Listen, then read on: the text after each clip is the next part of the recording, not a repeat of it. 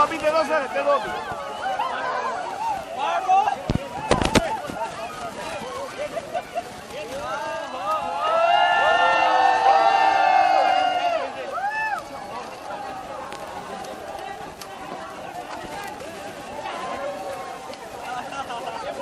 आगे मत आओ।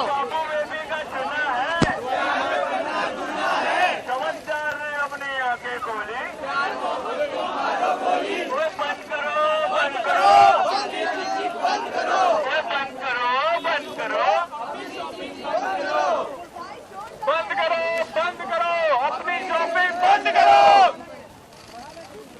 प्यार में पड़ना गुनाह है। बाबू बेबी का चूना है। मोहब्बत को मारो गोली। समझदार ने आंखें खोली, मोहब्बत को मारो गोली। बाबू बेबी का चूना है।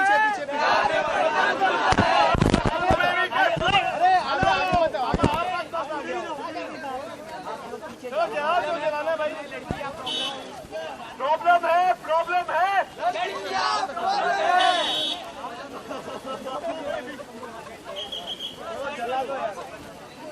चलो पीछे आओ, पीछे आओ, पीछे आओ। थोड़ा आगे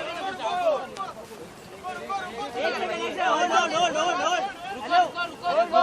कब तक सूरज चांद रहेगा? गर्लफ्रेंड का नाम अत्याचार रहेगा। जब तक सूरज चांद रहेगा, अत्याचार रहेगा।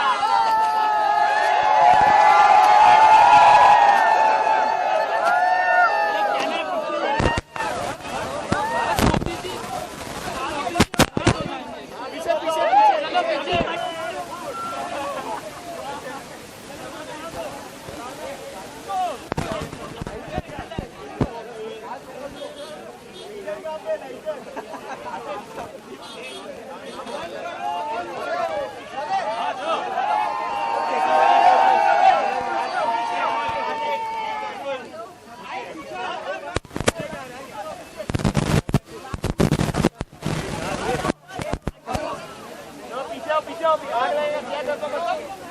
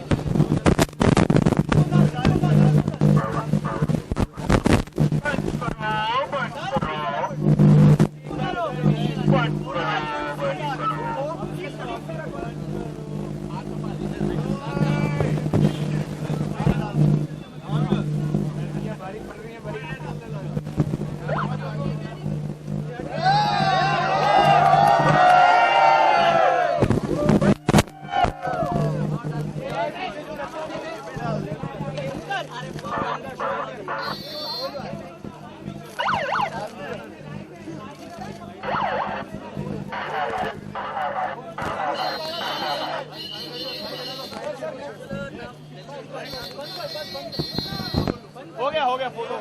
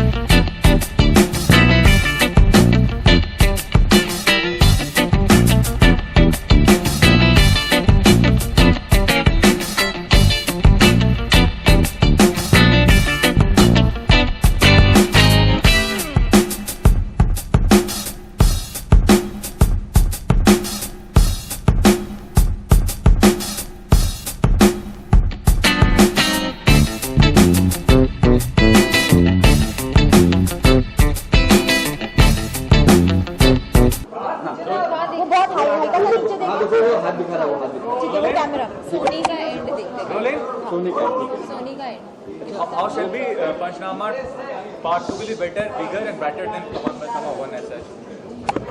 So how is it bigger, better and Better. bolder? Bolder. Irreverent. Yeah, one by one comment now. One by one. Tell me, you tell me, ma'am. अच्छा इशिता start. चलो. How? I think so because we've made it look very bigger and bolder. Script-wise, it's boldly written and it's author-backed. और जिनको प्यार का पंचनामा 1 पसंद आई है, वो उनको प्यार का पंचनामा 2 और पसंद आएगी. Because we are addressing 3 more new issues जो अपने आप में ही story-wise बहुत boldly तरह से लिखे हैं और हमने दर्शाया उसको खूबसूरती से है. So it's bigger because we've shot in a very grandiose scale and yeah, it's a fun film, total entertainment. Please come and watch it. बिगर क्योंकि हमारा इस बार का बजट बहुत बड़ा है, तो लॉजिकली उस वे में ये बड़ी फिल्म है, अब छोटी फिल्म नहीं है. बोल्डर इन द वे कि पहली फिल्म में थोड़ा सा लिहाज रख लिया था उन लोगों ने. उसने मोनोलॉग मेरे मुंह पे नहीं बोला था, उसने मेरे दोस्त के साथ जाके बोला था. इस बार हमने पूरा वो क्वेश्चन टप कर दिया है. अब वो बेशर्म होके हमें गालियां दे रहे हैं, हमें बहुत सारी चीजें बोल रहे हैं और हम सब सुन रहे हैं कि हाँ ठीक है ये हो रहा है. एंड तीसरा क्या था? Bigger, bolder and better. Of course it's much better. अब हम सीख गए ना how to be the devils, so we are better at it this time. नहीं ये नीचे रखिए नहीं तो मैं सिर्फ ये दिख रही हूँ. तो बिगर और बोल्डर है तो बेटर तो है ही है, लेकिन मुझे सिर्फ ये लगता है कि 4 साल हो गए प्यार का पंचनामा को आए हुए. ये पार्ट 2 आई है, तो 4 साल में हम लड़कियां बहुत कुछ और सीख के आई हैं और वेज सीख के आई हैं कि आदमियों को कैसे टॉर्चर करें. So we learned new ways of torturing men and I love it. Torture के आप लोगों ने मोर्चा निकाल लिया है. आई नो, और हमें पता भी नहीं था, जेन्युइनली नहीं पता था. अभी आके हमने फोटोज देखी हैं कि वो मोर्चे पे उन्होंने मेरी सिद्धार्थ ने मेरी एक सनी ने टी-शर्ट पहनी है जिसपे मेरी फोटो है और उस पे क्रॉस है. पहले मैं फोटो देखी खुश हो गई कि wow he is wearing my T shirt and I saw हाँ तीनों ने, मैंने अपने वाले की देखी और उस पे क्रॉस है. That's so sad. एंड आपको एक पीछे की बात बताती हूँ कि ये मोर्चा निकला है एग्जैक्टली मेरे घर के सामने से जहाँ मैं रहती हूँ. How dare he. So I was like, was this a point they were trying to make to me? मतलब ये कुछ सबटेक्स्ट के अंदर तो नहीं था कि निकला मेरे घर के सामने से ही है कि तू सोच ले हम यहीं खड़े हैं सबके सब. So yeah, I don't know what to say really. इतना परेशान किया उन लोगों को कि ताकि वो लोग मोर्चा निकाल. परेशान करवाया गया है हमसे, हमने थोड़ी कुछ किया है. हाँ लड़कियाँ कभी कुछ करती है ना फिर बनाने के लिए करना बेटा. कह रहे थे इतनी बातें सुनती इतने कुत्ते बन गए. आप अगर इतनी परेशानी थी उनको तो हमने तो फिर भी कुछ नहीं बोला है. फ्रस्ट्रेशन तो अभी भी वो निकाल रहे हैं, हमारे पीठ के पीछे मोर्चे निकाल रहे हैं. और जैसे आपने बोल्डर बोला, घर के सामने से, अब तो इतनी बोल्ड मूव सामने से मुंह पे, तो अब इससे ज्यादा हम क्या कहें. हम तो कुछ बोल भी नहीं रहे. We are still very happy with them. They are unhappy with us. So what to do? But in what category will you consider this film? Is a clean comedy, fun-loving comedy? In what category? I think it's a very witty, clean, relatable comedy. ये 3 शब्द मैं definitely use करूंगी. Relatable क्योंकि आप सब हंसते हो trailer देख के और आप सब फर्स्ट पार्ट में हंसते और सेकंड पार्ट में भी हंसोगे. एंड एज ग्रुप बहुत बड़ा है. एज इन इवन दो ये यूथफुल फिल्म मानी जाती है, I have had people who are 30 years, 40 years who got up in the theaters. हम जब इंटरेक्शन करने गए थे लोगों के साथ एंड who said कि यार बाबू कहाँ है, उसे लाओ. मुझे लगा मुझे थप्पड़ पड़ेंगे, बट वो एकदम खुशी से ग्रीट किए थे मुझे and they were very happy कि they could relate to our story. तो एज ग्रुप भी बहुत वाइड है, so that's why I would say it's a full entertainer, so clean entertainer. और मेरे ट्रैक में तो पेरेंट्स की भी इन्वॉल्वमेंट है और आई थिंक बहुत सारे लोग उस चीज़ से रिलेट करेंगे कि मतलब शादी तक बात पहुंचती है और फैमिली है तो फैमिलीज देखेंगी, पेरेंट्स की एज के लोग रिलेट करेंगे और lot of other girls also. तो it's very very real life में आपने देखा है इस तरह के मतलब पंचनामे होते हुए देखिए आप सवाल लड़कियां आप आई थिंक आप पूछना चाह रहे कि हमने किया है कि नहीं. देखिए इनको भरोसा है हमने किया है, लेकिन ऐसा नहीं है. हाँ आया, कोई तो आया, सब आदमी है बाय द वे, ये सब कैमरे के पीछे से एक लड़की दिख रही है मुझे जो चुप खड़ी है, 2 लड़कियां हैं जो हमारी साइड पे है इसके लिखती जा रही है। आई होप तो चलो आपके खुशी के लिए, हाँ मैंने देखा है लड़कियों को परेशान करते हुए, हाँ मैंने देखा है लड़कियों को पंचनामा करते हुए, हाँ चलो मैंने भी पंचनामा किया है लाइफ में, तो क्या सदियों से आप करते आए हो ना, it's your turn, take it. इतना मतलब एक्चुअली बोला जाए अब तो अगर हमने भी अगर शुरू किया है, बिकॉज जितने टॉर्चर उन्होंने किए है और जितनी मैनिपुलेशन किया है हमें इस हद तक धकेलने को, I think it's very very less, we have just begun now. And अगर पहले नहीं अगर पहले हमको पता होता लड़के बेचारे गिफ्ट देते हैं तो गर्लफ्रेंड को गिफ्ट नहीं देंगे तो किसको, पड़ोसन को जाके देंगे? नहीं, लेकिन ऐसे एक बात बताओ, अगर बॉयफ्रेंड के पास पैसा, अगर बॉयफ्रेंड कमा रहा है, अगर बॉयफ्रेंड के पास पैसा है तो किस पे खर्च करेगा? He has to share it with somebody, so we are giving him that opportunity that he can share his life, his money, his whatever with somebody, with his love, his care. तो अगर हम पे भी नहीं करेगा तो किसके साथ, किसी और के साथ करेगा, किसी और लड़की के साथ करेगा, फिर ही इज हैप्पी। हाँ तो फिर जाए ना, ठीक है फिर जाए, तो फिर हमें भी कोई और लड़की मिल जाएंगे। उस सुना है, पहले पार्ट में था ना डायलॉग कि लड़कियों के लिए ऑप्शंस होते हैं, तो जितना भी चाहे प्यार कर, लेकिन वापस से लड़कियों ने हमारी बैंड बजा दी है, वो आई नहीं अभी तक और हमें ही स्टार्ट करना पड़ रहा है प्रेस कॉन।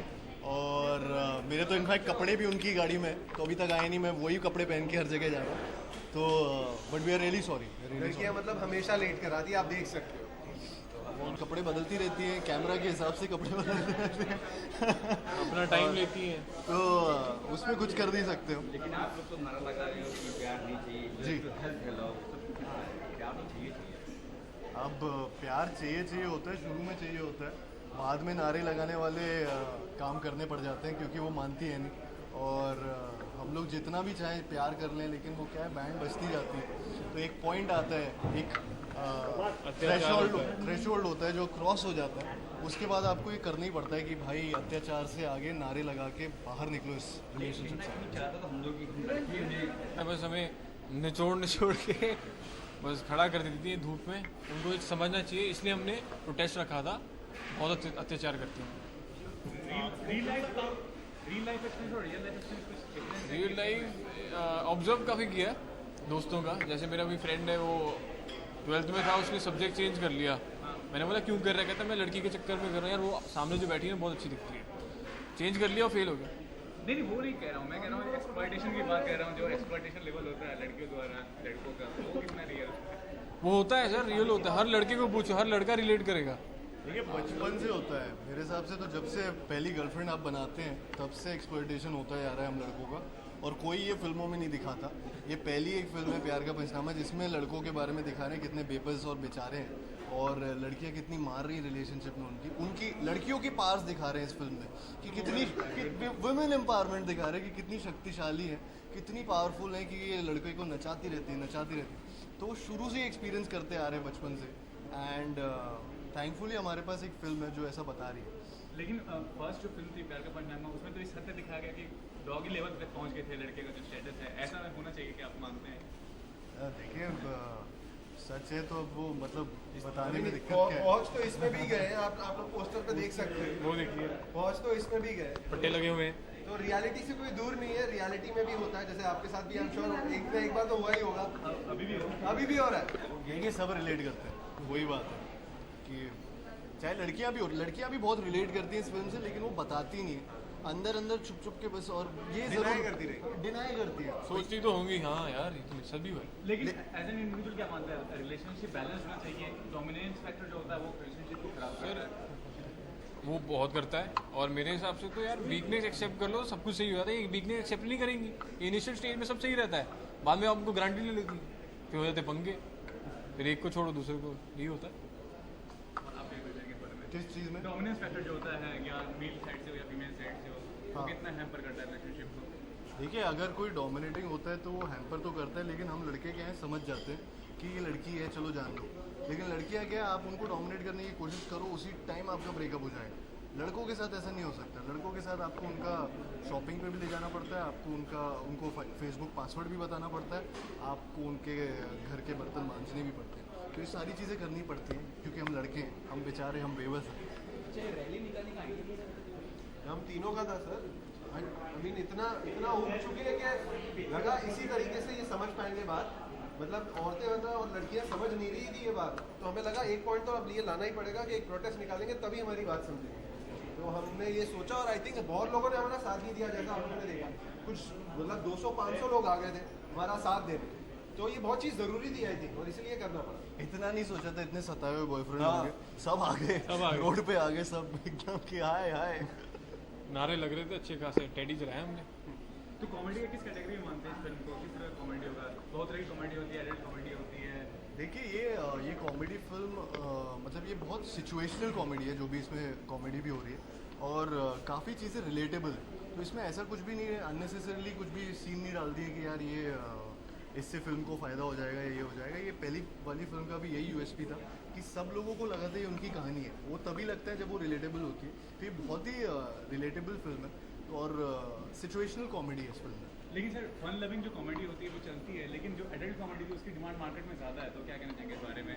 बट ये एडल्ट कॉमेडी नहीं है, मतलब ये बहुत ही नॉर्मल कॉमेडी है जिसमें गर्लफ्रेंड और बॉयफ्रेंड जब रिलेशनशिप में एक लड़का लड़की आते हैं तो कैसी उनकी लाइफ बदल जाती है और कैसे लड़की उनकी मारती जाती है, वो एक इस फिल्म में दिखाया जाता है। इसमें जो अगर आप वैसे बात करें तो जो लैंग्वेज भी यूज़ होती है वो लैंग्वेज आपस में लड़के यूज़ करते हैं, जो रोज़मर्रा में आप पे और मैं भी अगर बात करेंगे तो कैसे बात करेंगे ऑफ कैमरा या क्या, तो वो चीज़ें दिखाते हैं। बट उसमें सर बार कल्चर प्रमोट नहीं कर रहे हम, बस 3 दोस्त एक अच्छी रात, एक मस्ती भरी रात गुजारने निकले। फिल्म में जैसा आप देख सकते हैं, सो वो एक मस्ती भरा गाना जो लोगों से कनेक्ट हो रहा है। आई एम श्योर कि हर दोस्ती के ग्रुप में एक पॉइंट आता है जब आप एक फ्राइडे नाइट या कि कोई एक रात ऐसी होती है जब आप वीकेंड पे निकलते हो, तो it is one of that night जहाँ हम तीनों ये मतलब एक पार्टी पे निकले और बस एंजॉय कर रहे हैं। बेसिकली एंजॉय करना है, क्लबिंग होती है, जो यूथ का जो होता है that is related to that only. जैसे कि ये बोल रहे थे ना एक फ्राइडे मिलता है,